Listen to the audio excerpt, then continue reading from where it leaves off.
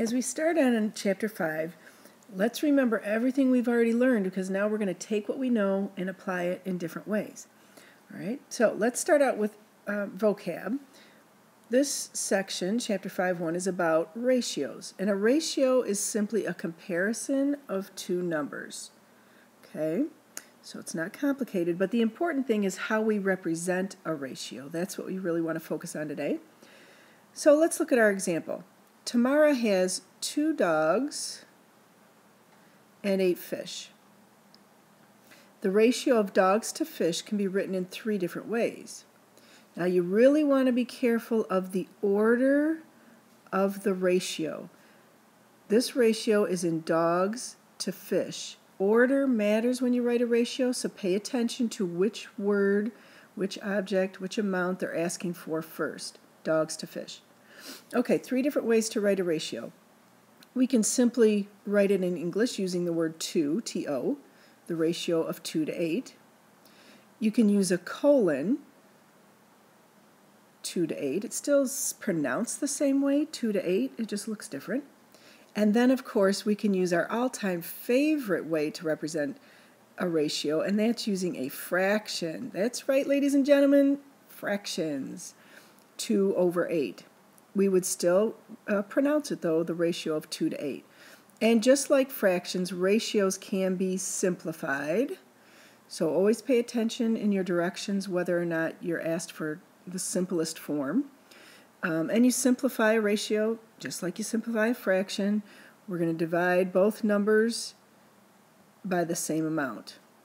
So in our example, we're dividing both numbers by 2, and we get in simplest form, the ratio of 1 to 4.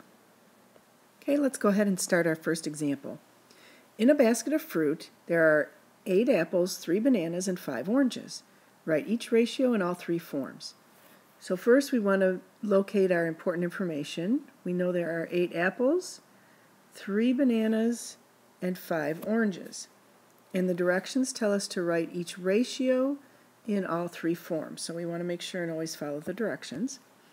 Okay, example number 1. We want the ratio of apples to bananas. And remember, order is important, so pay attention to that. So we reread the problem and find out that there are 8 apples and 3 bananas. So, therefore, the ratio of apples to bananas is 8 to 3, or we can write that 8 colon 3, or the best way, our favorite way of writing things, is as a fraction, 8 over 3. Notice the first quantity in the ratio is the numerator and the last quantity is the denominator. Okay, let's do another example. This time we want the ratio of oranges to apples.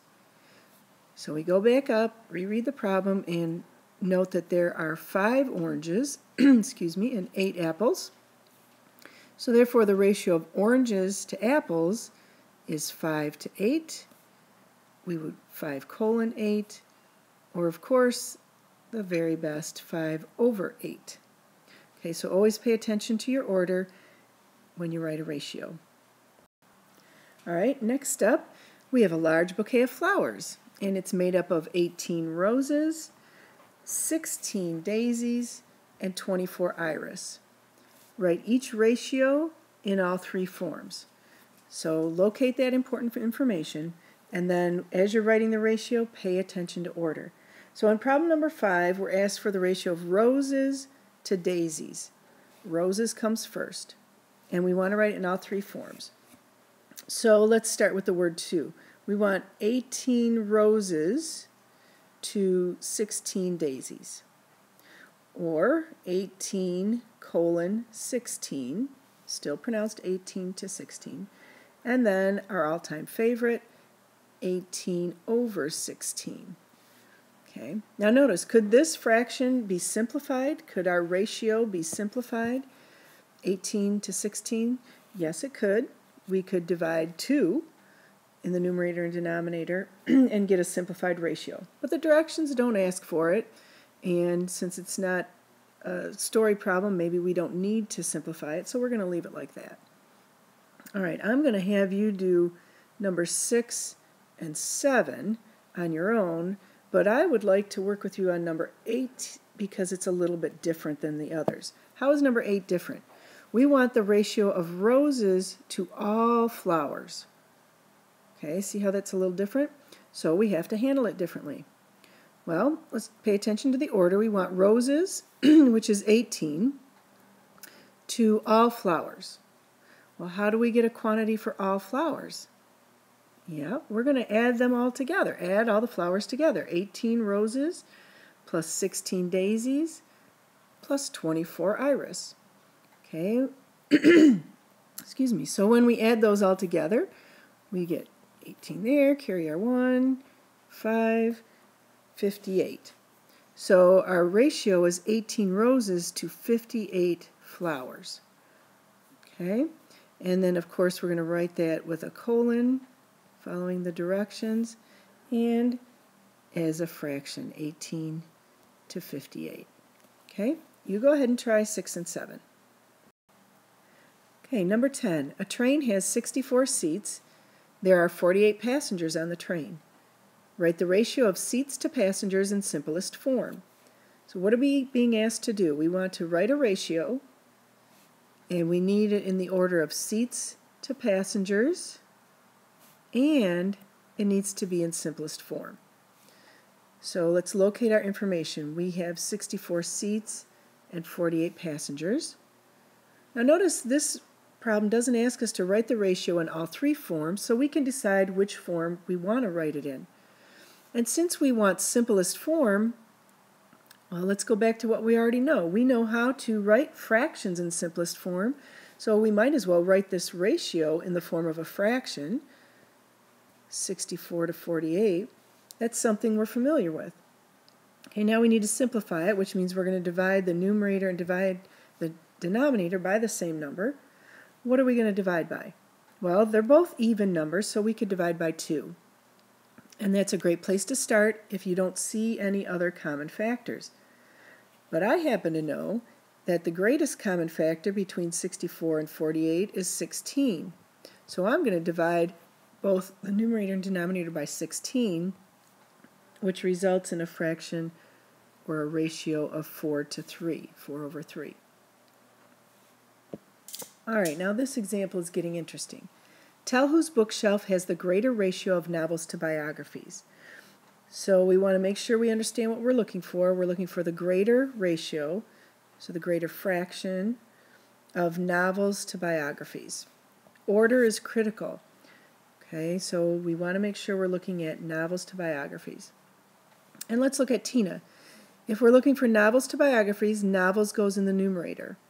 And we look here at the table, at Tina's information, and we see that Tina has 3 novels, and then she has 5 biographies. So her ratio is 3 to 5, or 3 over 5.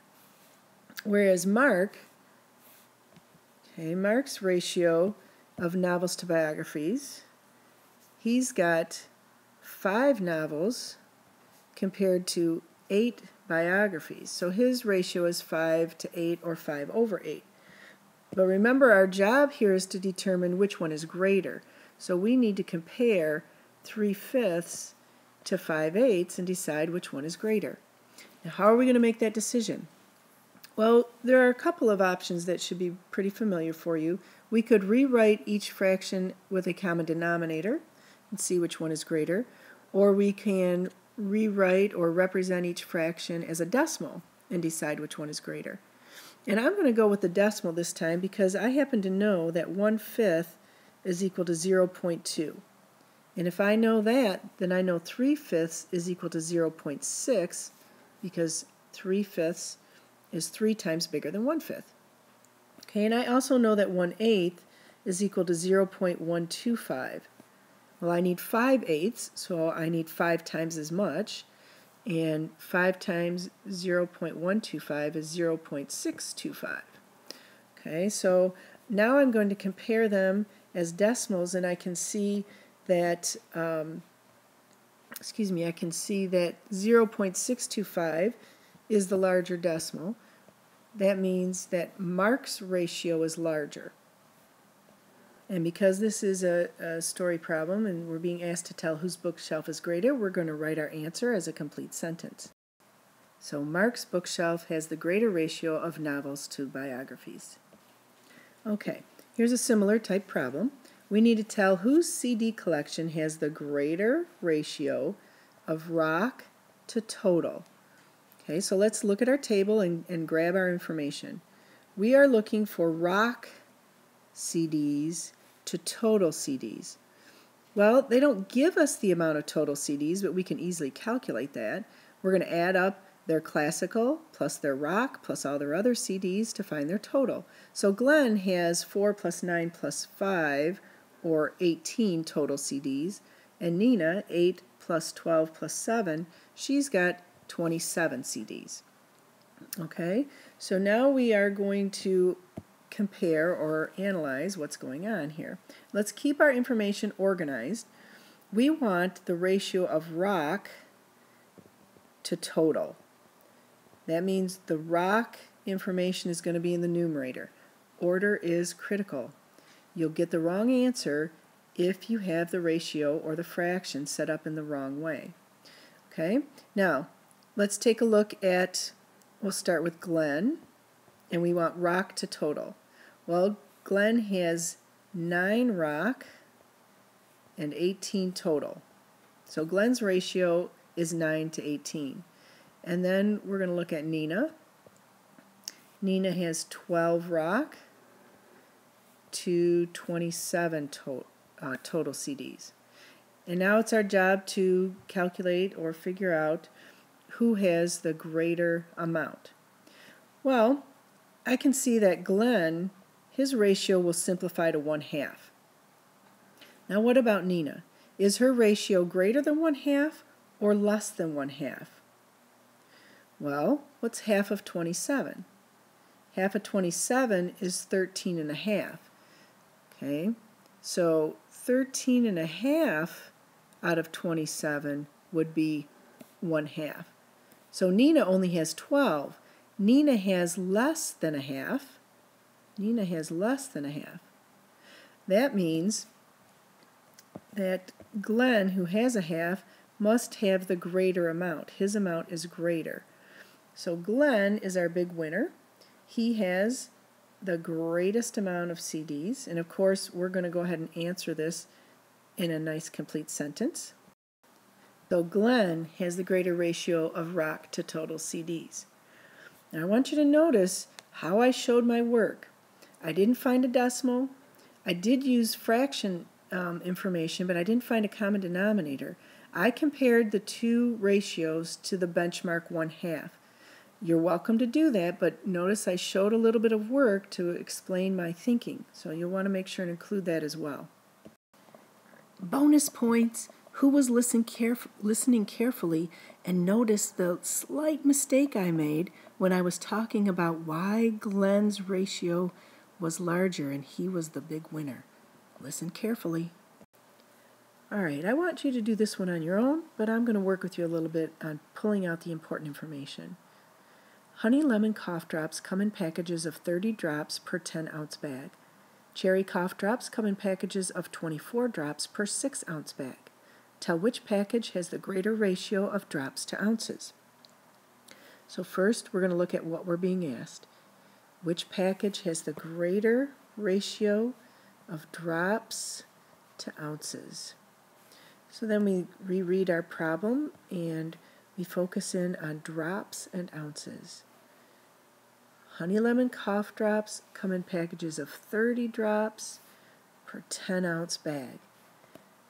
And then we have cherry cough drops, which come in packages of 24 drops per 6-ounce bag. Okay, so we've got our information. Now you've got to put it all together and draw the correct conclusion. Remembering, of course, that ratios have to be in the correct order in order to get the correct answer.